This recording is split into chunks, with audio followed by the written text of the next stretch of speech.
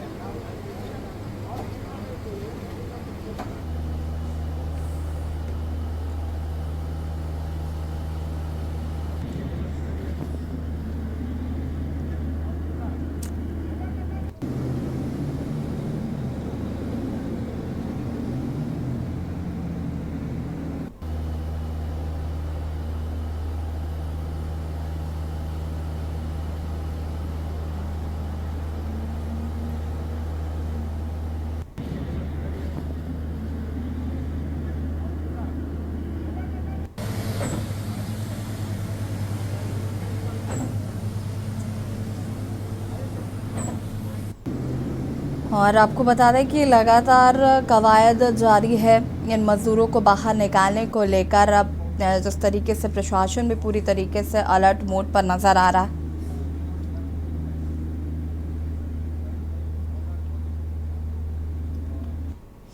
और अनिल रावत संवाददाता का उत्तरकाशी से हमारे साथ जुड़े हुए हैं। एक बयानी जी, पूर्व प्रोफेसर भूवैज्ञानिक विशेषज्ञ हमारे साथ जुड़े हुए हैं। अनिल, सबसे पहले आपका रुख करना चाहूँगी मैं, क्या कुछ अपडेट है इस पूरे मामले को लेकर?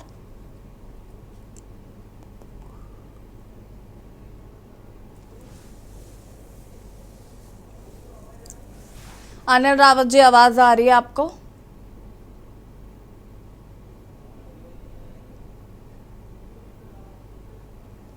अनिल रावत जी तक आवाज नहीं पहुंच पा रही है। एक बयानी जी हमारे साथ यहाँ पर लगातार मौजूद है। एक बयानी जी, बहुत बहुत स्वागत है आपका कार्यक्रम में। और सवाल मेरा यही है कि लगातार 41 मजदूरों की जान बचाने की कवायद की जा रही है। आज 7वां दिन है। सवाल ये उठ रहा है कि आखिर इतनी देरी क्यों? जैसे जैसे वक्त बीत रहा है, जैसे जैसे समय बीतता जा रहा है, कहीं ना कहीं जो परिजन हैं वो अब निराश हो रहे हैं, हताश हो रहे हैं। साथ ही साथ जो लोग अंदर फंसे हुए हैं, हम उनकी मनोस्थिति का तो अंदाजा भी नहीं लगा सकते।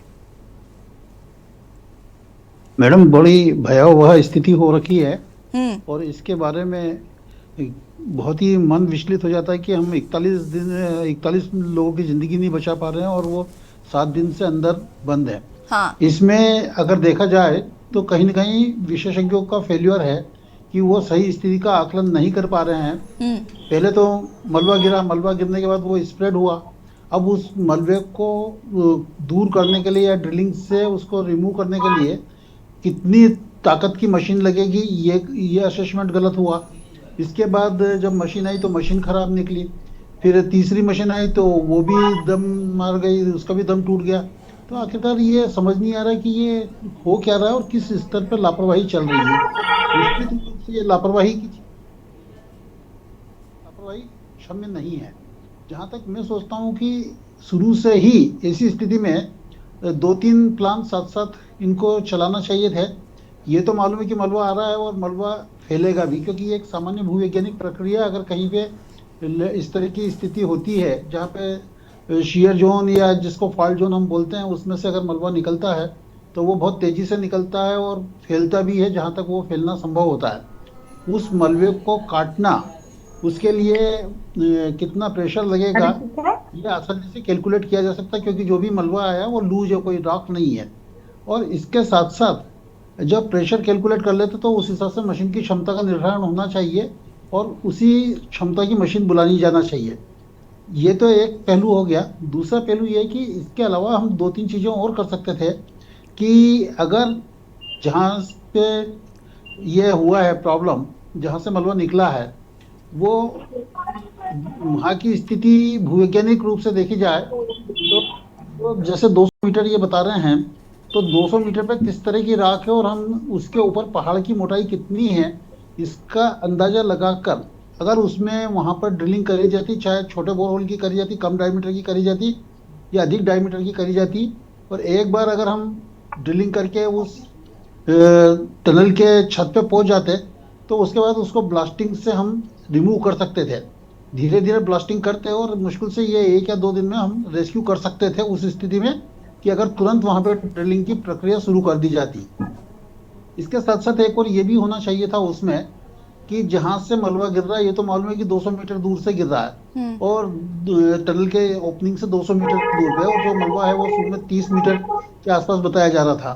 अब अगर वहां पे ड्रिलिंग करके हॉरिजॉन्टल ड्रिलिंग करके अगर वहां पे सीमेंट की ग्राउटिंग की जाती तो शायद जो लूज मटेरियल है वो स्ट्रांग हो जाता और वो जो प्रोसेस हो रही थी गिरने की, उस पर काफी कुछ हद तक काबू पाया जा सकता था। पर ये स्थिति जब ही होना चाहिए थी जब शुरुआत में ही जब ये प्रॉब्लम आया और उसी वक्त ये तुरंत कर लेते, तो उस वक्त क्या होता है कि प्रेशर कम रहने के कारण आसानी से ड्रिलिंग हो सकती थी और ग्राउटिंग की मदद से हम कुछ न कुछ उसको लूज मटेरियल को जमा सकते थे या उसको स्थायित्व दे सकते थे और वो किया जा सकता था। अब इसमें जो देरी होती गई, पहले हम उससे निकालने लगे बुलडोजर की हेल्प से या दूसरी हेल्प से मशीन से, वो फेल हो गया, उसके बाद ड्रिलिंग फेल हो गई। तो ये वास्तव में एक एक्सपर्टाइजेशन पे बहुत बड़ा प्रश्न चिन्ह है कि हम सही टाइम पे सही निर्णय नहीं ले पाए और अभी भी जो स्थिति बन रही है उसमें कब तक हो पाएगा इसके बारे में कोई कुछ कह नहीं रहा है। तो यह वास्तव में एक चिंताजनक स्थिति है और इस पर बहुत सोच समझ के विचार करके तुरंत इस पर एक्शन लिया जाए और ड्रिलिंग की प्रोसेस अगर शुरू की जाए ऊपर से, और उसके बाद हल्का सा भी एक बोरहोल हो जाता है और नीचे तक हम छत तक पहुंच जाते हैं, तो निश्चित रूप से वहाँ पे डायनामाइट लगा के उसको पहाड़ को धीरे धीरे विस्फोट से उड़ाकर चौड़ा कर सकते थे और उसको हम मजदूरों को निकाल सकते थे। एक बयानी जी, यही आपको मैं कहना लगता है चाहूंगा कि इसमें। यहाँ पर कहीं ना कहीं ये लापरवाही जो है वो बढ़ती जा रही है, 41 जिंदगियों के साथ खिलवाड़ किया जा रहा है, जैसे कि आपने बताया। मुझे लगता है आपको बहुत नॉलेज है, आपने इन चीज़ों को कैसे एक्सप्लेन किया। और ये वहाँ पर जब बड़े बड़े लोग वहाँ पर मौजूद है, बड़े बुद्धिजीवी लोग वहाँ पर मौजूद है, उसके बावजूद भी चीज़ों को नहीं समझ पा रहे।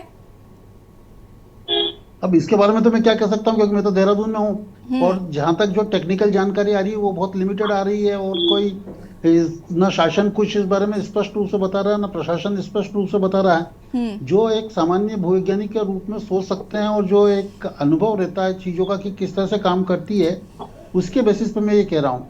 अब लापरवाही कहाँ हो रही है, एक्सपर्ट क्यों नहीं इन चीजों को असेस कर पाए या इनका ऑप्शन क्यों नहीं अप्लाई कर पाए, ये समझ नहीं आ रहा। और अगर लैंडस्लाइड का होता तो हम आसानी से लैंडस्लाइड को क्या कि आपको वहां तक जाने की जरूरत नहीं है, आप सीधे ड्रोन उड़ाइए, ड्रोन से आप उस जगह पे पहुंचिए जहां 200 मीटर अंदर अगर जमीन के अंदर हैं तो पहाड़ से ड्रोन उड़ाइए, पता लग जाएगा कि लैंडस्लाइड है या सिर्फ लैंडस्लाइड की कल्पना है। हो सकता है ये फॉल्ट जोन हो, क्योंकि इस तरह का प्रेशर सिर्फ फॉल्ट जोन में ही क्रिएट हो सकता है, लैंडस्लाइड में इतना प्रेशर क्रिएट नहीं हो सकता कि आपकी मशीन जाम कर दे। दीपिका दत्त जी हमारे साथ जुड़े हुए हैं, समाज सेवी है। दीपिका जी, आपका भी बहुत बहुत स्वागत है। इस प्रकरण पर सबसे पहले तो क्या कुछ कहना चाहती हैं? 41 जिंदगियां कहीं ना कहीं दांव पर लगी हैं, 7 दिन बीत चुके हैं, लेकिन उसके बावजूद भी अभी तक कोई आस नजर नहीं आ रही कि इन लोगों को कैसे बाहर निकाला जाएगा। क्या कुछ कहना चाहती हैं इस पर? देखिए, जैसा कि हम जानते हैं कि हमारे पहाड़ बड़े फरजाई पहाड़ हैं और ये हादसे अक्सर होते रहते हैं। और अब तो ये टनल बन रही है। अगर हमें वही सब जिंदगियों की उतनी ही चिंता हो रही है जितनी हम लोग हैं, तो हम कोशिश तो सभी कर ही रहे हैं। और जहां तक मुझे लगता है कि जितने हमारे बुद्धिजीवी और जितने हमारे एक्सपर्ट्स हैं वो लोग सब लगे हुए हैं इसमें, और हम लोग सहयोग कर सकते हैं। इसके अलावा अभी हमें कुछ नहीं पता है उसके बारे में ज्यादा। जो हमें न्यूज बता रहा है या टीवी बता रहा है या एंकर्स बता रहे हैं, वही हमारे तक जानकारी पहुंच पा रही है। नहीं दीपिका जो विपक्ष तो ये भी कह रहा है कि जो कई लोग हैं, कांग्रेस पार्टी के लोग हैं या फिर आम आदमी पार्टी के लोग हैं, उनका ये साफ तौर पर कहना है कि लापरवाही की जा रही है। जिन चीज़ों का इस्तेमाल होना चाहिए उन चीज़ों का इस्तेमाल नहीं हो रहा है, या जो गंभीरता दिखाई जानी चाहिए वो गंभीरता नहीं दिखाई दे रही है। इस तरीके के देखिए रिएक्शन आ ऐसा रहे हैं। है देखिए ऐसा है कि अभी तक जो मेरी जानकारी में है, संज्ञान में है, तो मुझे ये तो पता है कि एक्सपर्ट्स की टीम आ रखी है, मशीनें भी बढ़िया से बढ़िया मंगाई गई हैं और सब काम चल रहा है। हम्म। और हर एक को मजदूर की चिंता है। वैसे भी छठ का इस समय आयोजन हो रहा है, सबके परिवार वाले चिंतित हैं, हम सब लोग भी प्रार्थना कर रहे हैं और कोशिशें जारी है। और यही कह सकती हूँ कि ईश्वर उन सबको सुरक्षित जल्दी से जल्दी बाहर लाए। ठीक है, वापस आएंगे आपके पास। उत्तरकाशी से भारत संवाददाता लगातार हमारे साथ जुड़े हुए हैं। अनिल रावत जी, क्या कुछ अभी अपडेट ताजा मिल पा रहे हैं? बिल्कुल ऐसी बात करें, अभी जो टनल सिलकारा जो टनल है उसके बारे में अपने दर्शकों को ये बता दूं, जो ताजा अपडेट है कि जो तीसरी मशीन जो यहाँ पहुंच चुकी है, ये बिल्कुल जो है घटनास्थल पे पहुंच चुकी है और इसका जो है जोड़ने का काम जो है बिल्कुल शुरू हो गया। अनिल जी, क्या आप घटनास्थल पर मौजूद है? जैसे घटनास्थल पे जो है नेटवर्क, कोई भी नेटवर्क वहां न आने की वजह से कहीं ना कहीं बाहर से जो है कवरेजिंग करनी पड़ रही थी। ठीक है, अपनी बात को पूरा करिए जरा। तो ऐसे इसमें बता दूं, जो तीसरी मशीन है इसका काम जो है चालू प्रारंभ हो गया है। भले इसमें थोड़ा भी और वक्त लगेगा, लेकिन कहीं ना कहीं जो ये बड़ी चिंता की बात है कि दो मशीन लगातार खराब होना और तीसरी मशीन जो है उसको जोड़ना, कहीं ना कहीं ये चिंता की बात है, क्योंकि अंदर जो है 7 दिनों से 41 जो जिंदगियां हैं वो बिल्कुल जो है उनको कहीं ना कहीं दिक्कतों का भी सामना करना पड़ रहा है, क्योंकि समय काफी हो चुका है, जो कि सब लोगों के लिए बहुत बड़ी चुनौती बनी हुई थी। अनिल जी, अगर हम बात करें तो क्या लग रहा है कि इस बार अभी क्या कोई आउटपुट अभी तक मिला है अधिकारियों के द्वारा, या जो लोग वहाँ एक्सपर्ट्स की टीम है उनकी तरफ से कोई आउटपुट दिया गया है इस पे? कितना वक्त अभी और लगेगा, क्या इसको लेकर कोई अपडेट है? ऐसी साफ तौर पे कहना अभी उचित नहीं होगा, लेकिन जो प्रशासन की बात करें या फिर जो है वहाँ जो तमाम जो जितने भी लोग जो काम कर रहे हैं उनका साफ कहना अभी कोई वो नहीं है कि वो जो साफ तौर पे ये कह पा रहे हैं कि कितना इसमें वक्त लगेगा और कितना इसमें कितना काम हो गया। भले जो अभी जो है इसमें 22 से 24 मीटर इसमें काम हो गया, इसमें जो है अभी जो है 40 से 50 मीटर इसमें अभी कार्य शेष रहा हुआ है। जी, सिस्टम फेलियर की बात लगातार सामने आ रही है। हम आपदा से ग्रसित प्रदेश हैं, उसके बावजूद भी यहाँ पर आज हम टनल में फंसे 41 मजदूरों को 7 दिन में नहीं निकाल पा रहे हैं। इससे ज्यादा शर्मनाक कुछ हो सकता है क्या? अगर चीजें आ रही है बाहर से, मशीनें मंगाई जा रही हैं, कैसे पॉसिबल नहीं हो पा रहा है? कैसे इन जिंदगियों को नहीं बचाया जा पा रहा है? हाँ बिल्कुल, ऐसी इसमें जो है बिल्कुल आपने बहुत सही प्रश्न किया है। इसमें जो कहीं ना कहीं शुरू से ही इसमें जो है जो टनल बनी है इसमें कहीं ना कहीं शुरू से ही काफी खामियाजा रही है। बहुत जो है इन लोगों को लापरवाही इन लोगों ने की है। जो वहाँ जो टनल जो निर्माण एजेंसी जो काम कर रही है, कहीं ना कहीं लापरवाही से काम इन लोगों ने किया। अब जो है बात करें कि हम जो है इसको इतने घंटे में, प्रशासन कहता है कि इतने घंटे में निकालेंगे, इतने घंटे में निकालेंगे, लेकिन अभी जितना भी इन लोगों ने जो अभी 7 दिन का जो रेस्क्यू अभियान चलाया, ये बिल्कुल जो है अभी बिल्कुल कहना ठीक नहीं है कि ये जो है अभी कोई सुखमय खबर नहीं है। जी बिल्कुल, मुख्यमंत्री भी लगातार इस पर नजर बनाए हुए हैं, मुख्यमंत्री लगातार निर्देशित कर रहे हैं, मुख्यमंत्री डे 1 से इसको लेकर एक्शन में नजर आ रहे हैं। उसके बावजूद भी अभी तक मजदूरों को बाहर नहीं निकाला जा सका है। प्रधानमंत्री नरेंद्र मोदी खुद इसकी मॉनिटरिंग कर रहे हैं। बिल्कुल, इसमें जो है नरेंद्र मोदी जो है पुष्कर सिंह धामी से जो है लगातार फोन पे बातचीत भी कर रहे हैं, पूरी मॉनिटरिंग भी कर रहे हैं। सीएम पुष्कर धामी भी जो है अभी कुछ ही दिन पहले जो है घटनास्थल पे भी आए थे। तमाम जो अधिकारी हैं, जिले के जिलाधिकारी हो गए या उत्तरकाशी के एसपी जो भी है, जो जितने भी अधिकारी वहां मौजूद है, तमाम जो है लोगों को जो है इन्होंने दिशा निर्देश किया कि जल्द से जल्द जो है जो लोग फंसे हुए 40 जो जिंदगी यहाँ फंसी हुई है उनको शीघ्र से शीघ्र बाहर निकालने के जरूर निर्देश दे। लेकिन यही ये अभी जो है जो हालात है, अभी जो लोग अंदर फंसे हुए उनको 7 दिन हो गए, वक्त बीतता जा रहा है, लेकिन सब्र का बांध टूटता नजर आ रहा है। जी बिल्कुल, उनके जो परिजन हैं, जो लोग वहां पर फंसे हुए हैं, उनके परिजन इस वक्त कहां पर हैं और उनकी तरफ से क्या इस पर कोई रिएक्शन आ रहा है? बिल्कुल, जो परिजन हैं, परिजनों की भी जो है जिस पाइप की बात कर रहे हैं, जिससे जो है इन लोगों के लिए खाना या फिर ऑक्सीजन जो इन लोगों को अंदर भेजा गया है, उन लोगों से परिजनों ने बिल्कुल जो है उन लोगों से बात की है कि आप लोग उनके हाल समाचार पूछे। उन लोगों का साफ तौर से अंदर ये कहना था कि हम लोग ठीक है, हम ठीक है, और हमारे मतलब उन्होंने पूरी जानकारी दी कि घर में भी जो उनके परिजन आ रखे हैं कि घर में भी जो है आप हमारे सब कुशल की बात करना। बाहर से जो लोग थे, जो उनके परिजन आ रखे, उन्होंने साफ तौर पे ये भी कहा कि कहीं ना कहीं आपको जो हम छठ जो पूजा है उस, क्योंकि छठ भी पूजा है, उन लोगों की जो है कहीं ना कहीं साल भर का त्योहार होता है, लेकिन बड़ा दुर्भाग्य कहेंगे ऐसी कि इसमें जो है अभी तक जो है 7 दिन बीत जाने के बाद भी अभी प्रशासन कहीं ना कहीं नाकाम नजर आ रहा है। जी ठीक है, AK बयानी जी हमारे साथ लगातार बने हुए हैं। AK बयानी जी, देखिए सिस्टम फेलियर जो है वो साफ साफ समझ में आ रहा है, और सवाल मेरा यही था कि भाई जब हम आपदा से ग्रसित राज्य हैं, कुछ ना कुछ यहाँ पर होता रहता है, फिर भी आज हम इन सब चीज़ों को लेकर प्रिपेयर नहीं है। जैसे कोविड टाइम पे हमें ये नहीं पता था कि ऑक्सीजन सिलेंडर की ज़रूरत पड़ सकती है, उसको लेकर मारामारी शुरू हो गई थी। अब कहीं ना कहीं मुझे लगता है टनल में फंसने के न जाने कितने केसेस आए दिन देखने को मिलते हैं, उसके बावजूद भी हम पहले से तैयार नहीं है इन सब चीज़ों के लिए। एक अगर हम उत्तर प्रदेश की बात करें, यहाँ पर मैं समझ सकती हूँ अगर एक बार को कहा जाए कि हम मजदूरों को निकालने के लिए हमें थोड़ा वक्त लग रहा है क्योंकि यहाँ पर ऐसी आपदाएं रोज नहीं आती, लेकिन उत्तराखंड में तो अक्सर ऐसा होता है, उसके बावजूद भी हमें नहीं पता कि हमें क्या करना है।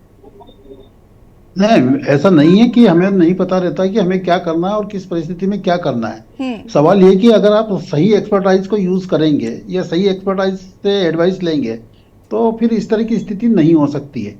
और अभी देखिए जो टनल में ड्रिलिंग का काम चल रहा है उसमें मुझे लगता है कि अभी 1-2 ऑब्स्टेकल और आएंगे कि जो 2 बड़ी बड़ी मशीनें फंसी हुई है, कहने के लिए उस वक्त जब इसमें कॉलेप्स शुरू हुआ था उस वक्त उनकी पोजीशन कहीं और थी, और जब पीछे से मलबा आया तो निश्चित रूप से वो मशीनें धकेली गई होगी तो वो कहीं ना कहीं टनल की चौड़ाई में ही कहीं जाके अटकी होंगी।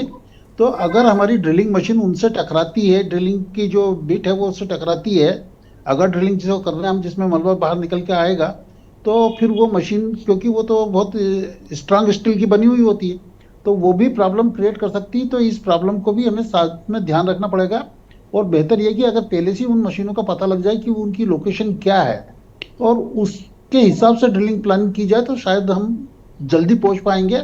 और अगर कहीं मशीन पे जाके हमारे ड्रिलिंग अटकती है तो फिर एक बार फिर से और अधिक टाइम लग जाएगा। तो ये भी सावधानी की ज़रूरत है, और कैसे पता लगेगा उसके बारे में बड़ा आसान है। आजकल टेक्नोलॉजी इतनी अच्छी डेवलप हो गई है, आप GPR की मदद से निकाल सकते हैं, आप दूसरी ओर इलेक्ट्रिकल रेजिस्टिविटी टेक्निक है जिससे भी हम उसकी लोकेशन निकाल सकते हैं। तो इन सारी चीज़ों को देख के और हमें आगे का प्लानिंग, कई मीटर आगे का प्लानिंग करेंगे तो ज़्यादा अच्छा रहेगा। और जहाँ तक सिस्टम फेलियर की बात है तो ये तो निश्चित रूप से है कि पहले 2 दिन तो आपको पता ही नहीं था कि आप कैसे निकालेंगे, फिर उसके बाद ड्रिलिंग मशीन बुलाई तो वो फेल हो गई, उसके बाद फिर दूसरी आई वो फेल हो गई, अब तीसरी बुला रहे हैं और फॉरेन के एक्सपर्ट की एडवाइस ले रहे हैं। तो मैं ये कहूँगा कि उत्तराखंड में भी एक्सपर्ट की कमी नहीं है, जिन्होंने इस क्षेत्र में काफ़ी काम करा है, और अगर उनसे भी एक बार ओपिनियन ले ली जाए तो इसमें कोई बुराई नहीं है। ठीक है, अनिल जी आपका बहुत बहुत शुक्रिया। AK बयानी जी और दीपिका दत्त जी आप हमारे साथ बने रहिए, चर्चा को आगे बढ़ाएंगे, और यहाँ पर रुकेंगे एक छोटे से ब्रेक के लिए जो हाजिर होते हैं। आप देख रहे हैं के न्यूज, खबरों का सारथी।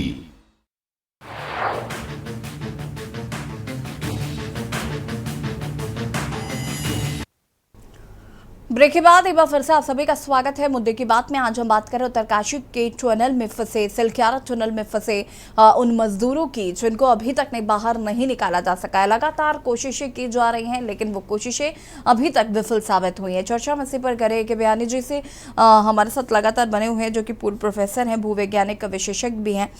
ए के बयानी जी, अगर हम बात करें तो अभी फिलहाल जो चल रही हैं चीजें, उनको लेकर मैं आपका रिएक्शन चाहूंगी कि उनसे संतुष्ट हैं कि हम एक उम्मीद की किरण लेकर बैठे कि नहीं अब शायद मजदूर जो हैं वो बाहर आ जाएंगे, या अब जिस तरीके से प्रोसेस चल रहा है।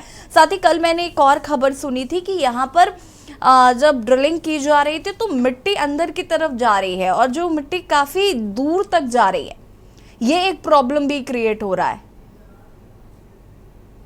जनरली होता है, क्योंकि अगर एक बार मिट्टी बहना शुरू हो जाती है तो उसके पीछे जितना दबाव रहता है उस मिट्टी को आगे निकल के कहीं ना कहीं अपना रास्ता ढूंढना पड़ता है। और ये एक सामान्य भूवैज्ञानिक प्रक्रिया है कि जैसे आप इसको इस तरह से हम समझ सकते हैं कि पहाड़ जो होते हैं उसके अंदर टनल बनती है, तो उस टनल के ऊपर कई मीटर या कई 100 मीटर मोटे पहाड़ होते हैं। तो वो जो ऊपर का वजन है वो नीचे लगता है, और नीचे लगने से जब आप गड्ढा करते हैं या कोई खुदाई करते हैं तो चट्टानों को या मिट्टी को फैलने के लिए जगह मिल जाती है।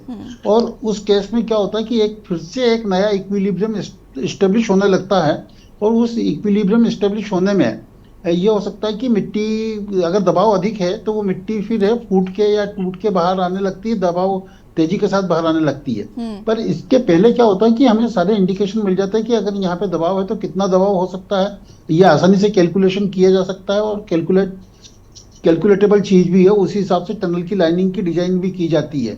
और इसके साथ साथ एक अच्छी बात मुझे यहाँ पे एक ये अच्छा लगा कि वहां पर टनल में पानी का रिसाव नहीं हो रहा है, गैस का रिसाव नहीं हो रहा है। अदरवाइज ये दोनों और भयावह स्थिति उत्पन्न कर सकती थी, और लकीली ये है कि वहां पे इन दोनों चीजों का नहीं है। तो सुरक्षा के दृष्टि से देखा जाए तो जो अंदर लोग हैं उन्हें बाहर से ऑक्सीजन प्रोवाइड करके या खाना प्रोवाइड करके दवाइयां दे के उन्हें सुरक्षित रखा जा रहा है। और हम उम्मीद करते हैं कि प्रकृति और कोई कॉम्प्लिकेशन नहीं करे, और जल्दी से जल्दी हम पूरे कैलकुलेशन के साथ अगर या पूरे असेसमेंट के साथ अगर ड्रिलिंग शुरू करें तो आसानी से पहुंचा जा सकता है। ऐसा नहीं है कि हम हिम्मत हार के बैठ जाएं, बस ये है कि उसमें टेक्निकल असेसमेंट जो प्रेशर लग रहा है उसका सही सही होना चाहिए। बिल्कुल बिल्कुल। बहुत बहुत शुक्रिया आपका जुड़ने के लिए और जानकारी साझा करने के लिए हमारे साथ। और ए के बयानी जी ने बताया कि फिलहाल टेक्निकल जो चीज़ें हैं अगर उनको समझा जाएगा कैलकुलेशन के साथ, जल्द ही ये मजदूर बाहर निकाले जाएंगे। 41 मजदूर आपको बता दें कि यहाँ पर फंसे हुए हैं। और मुद्दे की बात तो फिलहाल इतना ही। देखते रहिए के न्यूज़ इंडिया। नमस्कार।